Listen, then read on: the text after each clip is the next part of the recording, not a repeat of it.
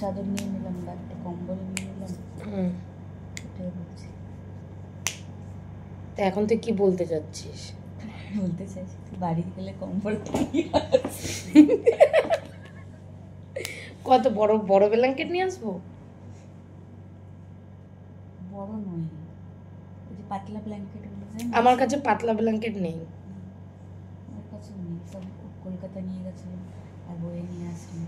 6,000 টাকার এসি ভাড়া, 2,000 টাকার জিম, 6, 7, 8। আর ডেলি হচ্ছে খাওয়ার দোকানে 150 টাকা, ইনকাম নাই 1 আনা। ঠিক আছে, তোর ডায়লগটা কি? ইনকাম নেই 8 আনা কি? আর খরচা 1000 রুপিয়া কা যারা। বুকে বড় ব্যথা,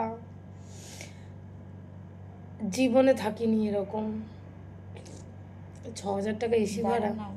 কালকে তো বাচ্চা করবো, ডায়লগ দিয়ে গেল, লাখ টাকার গেস্ট নাকি বলছিল না?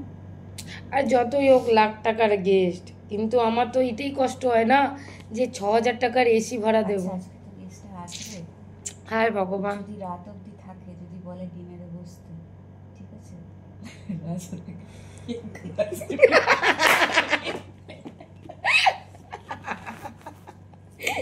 1 মাসের বিল পুরো নিয়ে নাও নাকি?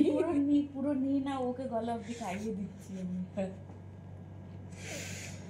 শত্রুর কোনো দরকার হবে না এরকম যদি বন্ধুরা যদি পাশে থাকে। কালকে তো তুই বলেছিলিস এই কথা।